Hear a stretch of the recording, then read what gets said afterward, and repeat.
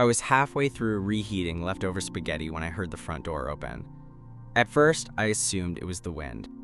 The old hinges creaked like that sometimes, and the whole house had that weird energy that only two-story suburban homes get when the sun goes down and the lights are too dim. But then I heard keys drop onto the entryway table. Footsteps. Heavy ones. Adult ones. I froze, a string of cheese still trailing from my fork back to the plate.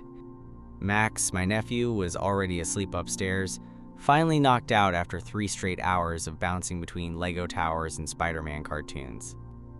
I wasn't supposed to be here alone. Well, I was, but not like this. My sister Danny had asked me to watch Max for the weekend while she flew to Denver for a work conference. Her husband, Evan, was supposed to be out of town with his construction crew until Sunday night. She'd made a point of it. You'll have the whole place to yourself. Evan's working a double shift, won't be back. Till late Sunday, you're golden. Golden. I wiped my hands on a dish towel and stepped out into the hallway just as Evan turned the corner into the kitchen. We both stopped. He blinked, like he wasn't sure if I was real. His flannel was half unbuttoned, collar slightly crooked, jeans dusty and frayed around the knees. His hair was wind-tousled like he'd driven with the window down for hours, and he had that tired, road-worn look that made you wonder if the guy ever slept at all. "Shit," he said finally. "Didn't know anyone was here." I held up the towel in an awkward half-wave. "Surprise." Evan's eyes flicked toward the ceiling, where Max's room was. "He asleep?" "Out cold. Kid's got more energy than I've had all month." That made him smirk faintly. "Yeah, he's a tornado in sneakers." He moved past me to the fridge, grabbed a beer, and twisted the cap off one-handed. For a second, I just stood there, trying not to stare at the curve of his shoulders under the flannel. I hadn't seen Evan much over the years. Danny met him after I moved out of state, and most of our interactions were at holidays or chaotic birthday parties, where he was always doing something loud or useful, grilling burgers, fixing a sink, hauling a cooler up the stairs. He was quiet, rough around the edges, not the type to sit and chat, but he was hot in that rugged, dad who never asks for help way. I always noticed. I just never let it show. Until now, maybe. Evan took a long sip of his beer, then turned to me. "So Danny just forgot to tell me you were staying here?" "I guess," I shrugged. "She said you'd be gone till tomorrow night." She probably assumed. I left early. Job wrapped up faster than we expected. We stood there in the kitchen for a second too long, neither of us saying anything. The microwave beeped behind me, reminding me I had a plate of limp spaghetti waiting. "You hungry?" I asked, suddenly aware of how domestic this all felt. Me in his kitchen, cooking like I lived there. Evan looked down at the beer in his hand, then back at me. "You made enough for 2? "Always." He paused, then nodded. "Yeah, sure, I'll eat." I grabbed another plate. Evan sat across from me at the kitchen island, twirling his fork in the spaghetti like he hadn't eaten real food in days. "This is actually good," he said, mouthful. "Like, weirdly good. You make this often?" I laughed. "It's leftover takeout. I just added cheese and pretended it was homemade." "Still counts." He leaned back in his stool, beer bottle balanced between 2 fingers, and studied me for a second. Not in a weird way, just focused. "You've changed," he said finally. I raised an eyebrow. "How so?" "Don't know. Just seem older, different energy." Bold of you to assume I had any energy to begin with. He smiled. Actually smiled. And it was weirdly disarming. Evan never used to smile at me like that. We'd always been friendly in that distant, "you're my wife's brother" kind of way. But now, with Danny gone and the house quiet and Max asleep upstairs, the space between us felt different. Less filled with obligation. More something else. He looked down at the counter and rubbed his jaw with his thumb, like he was trying to puzzle something out. "I guess I just haven't really spent time with you outside of family stuff," he added after a beat. "You're funny when there aren't 10 screaming toddlers around. You're not so bad yourself when you're not assembling playsets or grilling 30 hot dogs." He chuckled. low and throaty, then glanced up again. "You ever think about having kids?" The question caught me off guard. Not really. I like Max. He's cool in small doses. But full-time? Nah, I'd be a disaster." "I doubt that." I looked at him. "Why?" Evan shrugged. "You've got a good way with him. Patient. He listens to you." "Only because I bribe him with gummies." "Still," he said, voice softer now, "you're good with him. That means something." Something in the way he said it made my throat tighten unexpectedly. I wasn't used to getting compliments from him. Or maybe I just wasn't used to hearing him say anything like that. To me, at all. I looked down at my plate, feeling the air between us shift again. That quiet tension building like steam under a lid. Not dangerous, not heavy, just there. Evan finished his beer and leaned forward on his elbows. "So where are you sleeping?" "Couch," I said. "Figured I'd keep it easy." He nodded slowly, then glanced toward the hallway that led to the living room. "You don't have to," he said. "Guest room's made up. I can take the couch." I shook my head. "Nah, it's fine. You live here. I'm the intruder." He looked at me for a moment, then said, "You're not." Just 2 words, but they hit in a way I didn't expect. I swallowed hard. Silence stretched again. It wasn't awkward. It was just loaded. Evan stood, took both our plates, and rinsed them in the sink like it was nothing. Like this whole night wasn't strange in a quietly cinematic kind of way. After a moment, he turned back to me and asked, "You want another beer?" "Sure." He grabbed 2 from the fridge, tossed one my way. I caught it, barely. We ended up on the couch 20 minutes later, half watching a late-night show neither of us cared about. Max's baby monitor sat on the coffee table between us, faint static humming through it. The house was quiet otherwise. Dim. Still. Evan stretched out, arm casually thrown over the back of the couch. I stayed on my end, beer in hand, trying not to overthink everything. But I felt it, that weird, unmistakable thing when someone's attention is on you, even when you're not looking at them. I glanced over. He was watching me, and he didn't look away.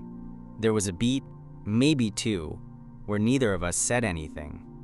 Evan's eyes held mine just a little too long, the beer loose in his hand, his body angled slightly toward me now, like he'd forgotten to pretend we were still in that casual, nothing happening zone. "You good?" he asked, finally breaking the silence. "Yeah," I said, then added quickly, "just tired. Max wore me out." He smiled again. "Yeah, he'll do that." I took a long sip of my drink, trying to act like my heart wasn't thudding a little louder in my chest. The couch was big enough for space, but we weren't exactly using it. Our knees weren't touching, but they were close. Our shoulders weren't pressed, but if either of us moved an inch, he shifted, just slightly, and the back of his fingers brushed mine. It could have been nothing. Could have. But I didn't move my hand. And neither did he. We stayed like that, watching the flicker of the TV, the soft hum of the baby monitor filling the quiet. I pretended I didn't feel the electricity building where our skin met. He pretended he wasn't doing it on purpose.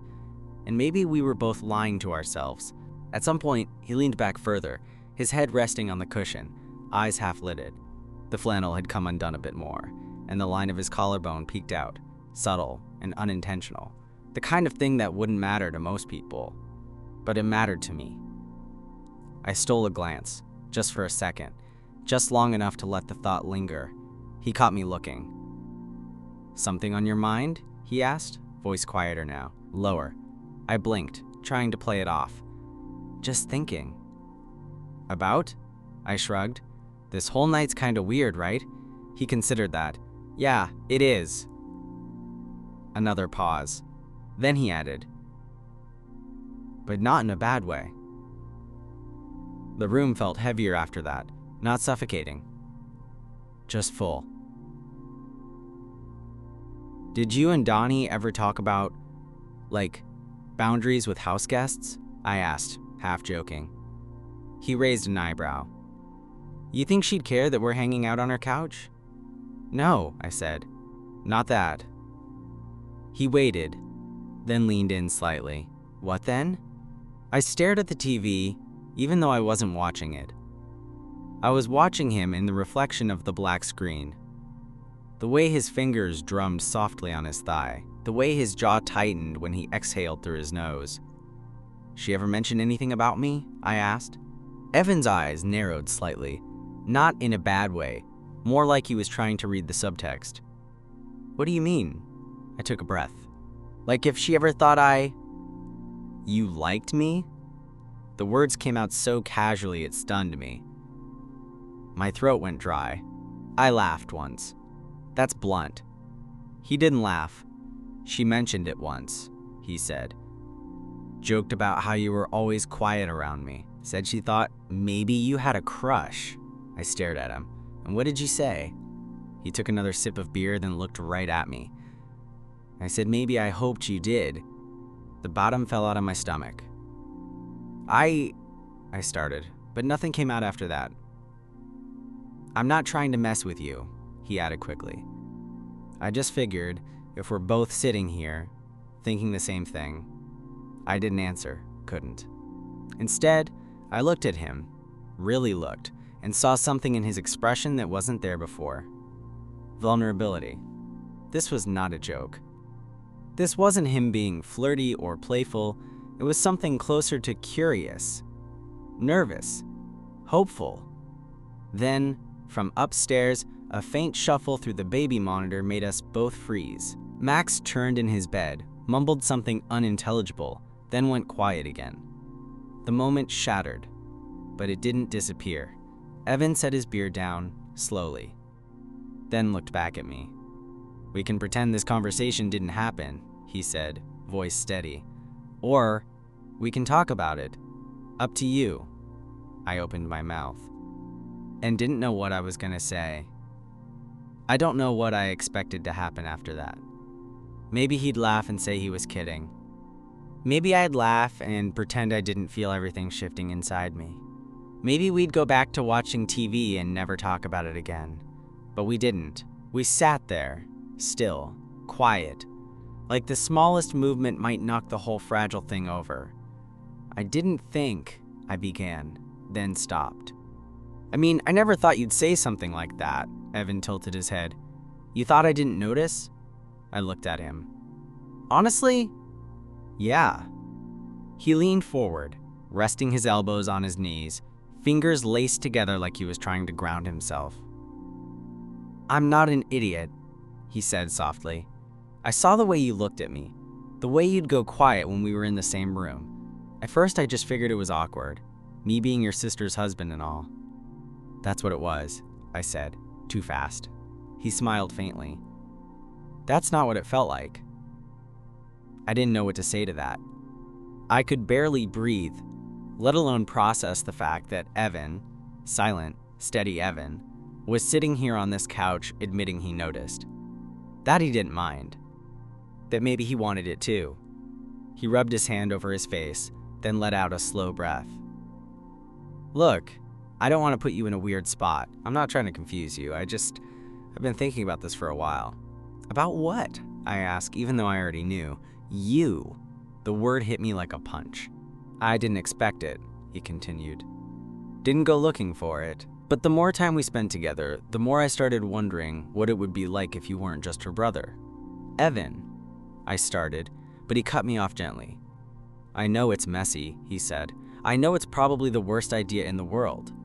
But I've been in this marriage for a long time, and it's not what it used to be. I'm not trying to cheat or screw anything up. I'm tired of pretending I don't want something different. That was the part that caught me, not the confession. Not even the implication. But the honesty. The quiet desperation in his voice, like he'd been holding this in for so long it was starting to eat at him. And now, sitting here across from him, I couldn't pretend I didn't feel it too. I didn't come here to... I started. I know, he said, and I didn't plan any of this. I know that too. I exhaled, feeling like the walls were closing in just slightly. Then he leaned back again, slower this time. But you've thought about it, right? I looked away. Yeah, that one word cracked something open. He nodded slowly, like that was all he needed to hear. He didn't smile, didn't press. Just let the silence settle again between us. It was getting late. The baby monitor had gone quiet. The TV was still playing something we weren't watching. You should get some sleep, he said after a while. You've got another day with the tornado tomorrow. I gave a weak laugh. Yeah. He stood, stretching slightly, and I tried not to stare at the way his shirt lifted just a bit above his waistband. When he turned to grab his empty beer bottle, he paused. If you want the guest room, he said, you can take it. I shook my head. Couch is fine. He nodded once, started to walk away, then stopped at the edge of the hallway. I wasn't lying, he said without turning around, about hoping you liked me. And with that, he disappeared down the hall, leaving me alone with my heartbeat, and a dozen questions I didn't have the answers to. I didn't sleep. I tried. I lay on the couch staring at the ceiling, blanket pulled up to my chest, trying to ignore the way Evan's voice echoed in my head. I wasn't lying about hoping you liked me. I must have replayed that moment 100 times. The way he stood there, the way his voice dropped just a little, like he wasn't even sure if he should have said it, like he didn't know what I'd do with it.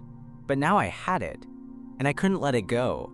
Sometime around 2 a.m., I got up for water. The house was dark, except for the faint glow from the hallway nightlight, one of those soft amber ones they keep on for Max in case he needs to pee in the middle of the night. I padded into the kitchen, filling a glass from the tap, and stood there in the dim light trying to breathe past the tightness in my chest. I should have let it go, should have gone back to the couch, forced myself to sleep, and dealt with it in the morning. Instead, I walked down the hallway, slowly, quietly.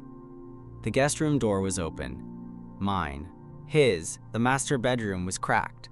Not closed, not locked. I stopped just outside. The floor creaked under my foot, and I winced, frozen in place. No sound came from inside, then softly from the dark.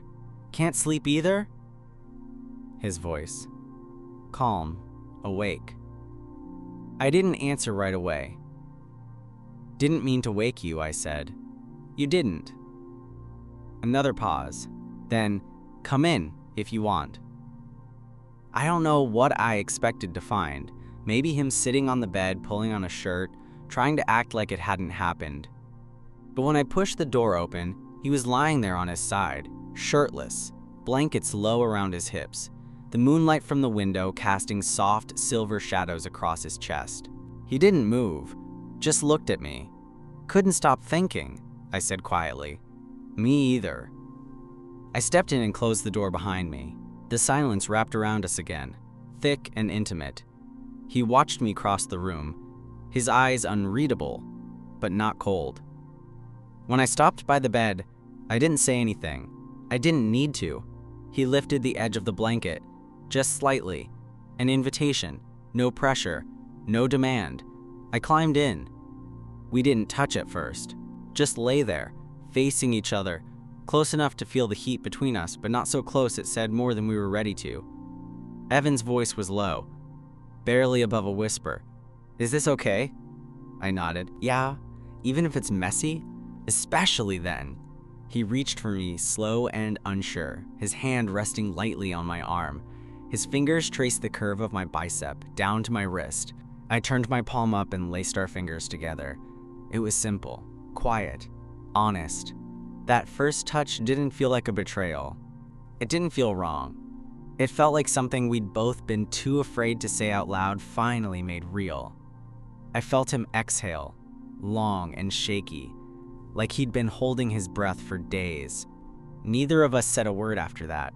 We just lay there, hands clasped, our bodies slowly relaxing into the warmth of the moment. Sleep came eventually, but not before I heard his voice again, soft, right at the edge of sleep. I don't know what this means. I squeezed his hand gently. Me neither. I woke up first. The room was quiet, except for the soft breath of the man lying beside me. Evan was still on his side, one hand curled under the pillow, the other draped lightly across my waist, like it had found its place there sometime in the night and never moved. Sunlight was bleeding through the blinds, casting long, golden lines across the sheets. Everything felt warm, still, unreal. For a moment, I didn't move. I just watched him sleep, studied the lines of his face in the morning light, the stubble along his jaw, the way his lashes rested against his cheek, the crease between his brows that never seemed to go away, even now. He looked peaceful, softer than I'd ever seen him, and it hit me how completely impossibly dangerous this all was. I was his brother-in-law, sort of, technically, emotionally, and yet I was here, in his bed, after everything that was said and unsaid. A soft knock on the door made me freeze. "Daddy?" Max's voice. Shit. Evan stirred beside me, groaning under his breath as he blinked into the light. His hand tensed against my side before pulling back completely, like he realized too late where it was. "Yeah, bud," he called, voice still scratchy with sleep. "I'm hungry." Evan rubbed his face. "Okay, give me 10 minutes. Max didn't answer, just shuffled off. We both listened to his footsteps disappear down the hallway. Then Evan exhaled. "Well, that's reality knocking." I laughed under my breath, even though my chest felt tight. "Yeah." We lay there for a second longer, like neither of us really wanted to be the first to move. Then I sat up. "I should get dressed." Evan nodded slowly. "Yeah." I stood, pulling on my t-shirt, then looked over my shoulder at him. "You okay?" He was staring at the ceiling now, his expression unreadable. "Yeah." "Just a lot to think about," I nodded, unsure what else to say. Part of me wanted to ask what this meant. Part of me didn't want to know. Because once you ask, there's no pretending it didn't happen. I left the room quietly, heading to the bathroom to splash cold water on my face and try to shake the weight of everything that had just unfolded. By the time I made it to the kitchen, Max was already on the couch with his tablet, legs tucked under him like a little burrito. "You want cereal or pancakes?" I asked. He didn't look up. "Pancakes?" Of course. Evan walked in a few minutes later, back in full dad mode. Sweatpants, hoodie, hair still messy, but face set in that calm, efficient look I'd seen a dozen times before. He didn't say much as he poured coffee, just gave me a quick glance that lasted a little too long. Max didn't notice. But I did. And that glance said everything we couldn't say in front of a 5-year-old. Later, after Max finished breakfast and went outside to play in the yard, Evan leaned against the doorway, arms crossed. "We should talk," he said. I nodded. "Yeah," but he didn't start right away. "I don't regret last night," he said finally.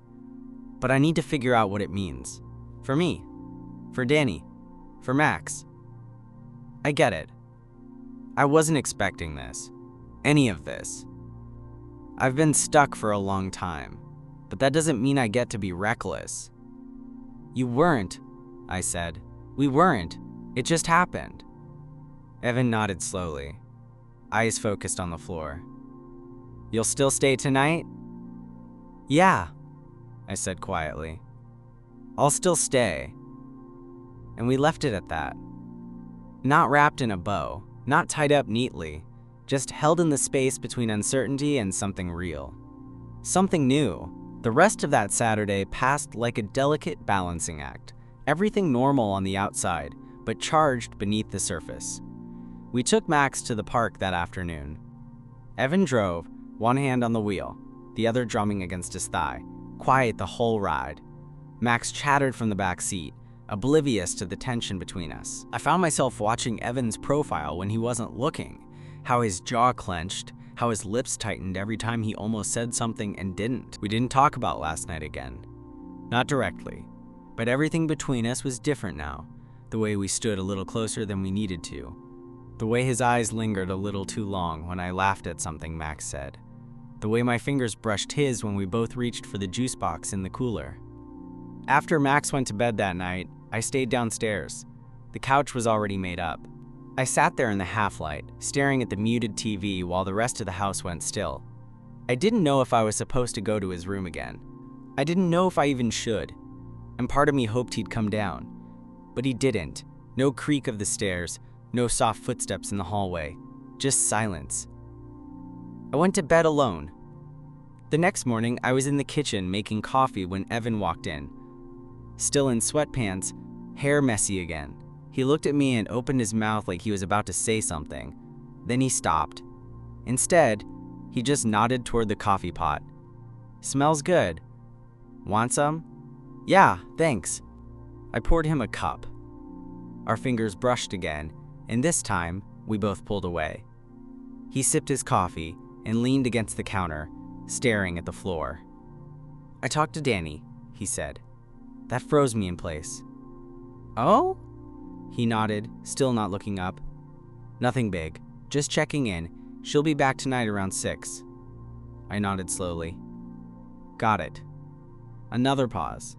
Then, finally, he looked at me. "I meant what I said," he said quietly.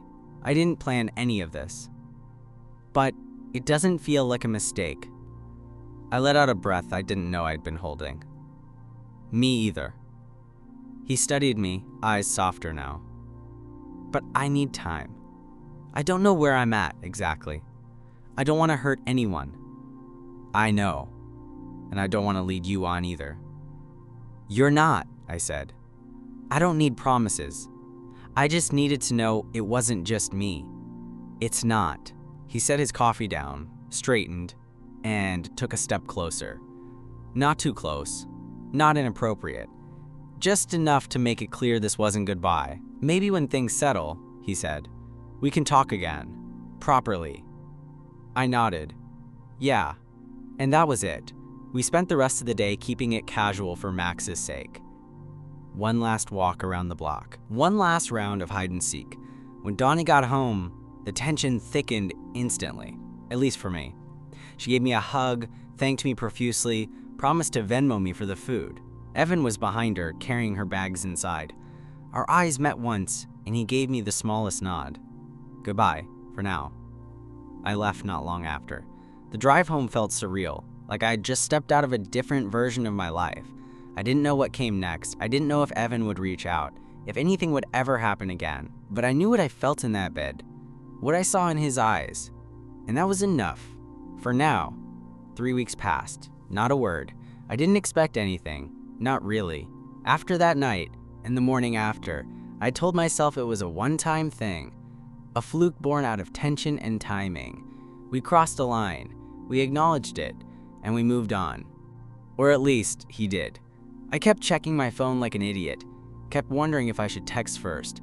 But what would I even say? "Hey, remember when we held hands in your bed while your son slept down the hall?" Yeah, that wouldn't land well. I didn't know what Evan told Danny, or if he told her anything at all. Every time I thought about her, a wave of guilt would rise in my chest. She was my sister. I loved her. But that moment with Evan, that connection, wasn't fake. It was the most real thing I'd felt in a long time. Then one night, just after midnight, my phone buzzed. "Evan, you still up?" My heart kicked up like I'd been hit with a defibrillator. I stared at the screen, trying to decide how to respond. Me. "Yeah." "Everything okay?" A pause. "Evan, I've been thinking about you." I blinked. The words didn't feel real. I read them again, slower. "Evan, I know it's complicated, but I miss talking to you." I missed that night. I sat on the edge of my bed, thumbs hovering over the screen, heartbeat wild. Me. "I miss it too." Another pause. Then, "Evan, can I see you?" I didn't overthink it. Me. "When?" He replied instantly. "Evan, tomorrow. I'll figure something out."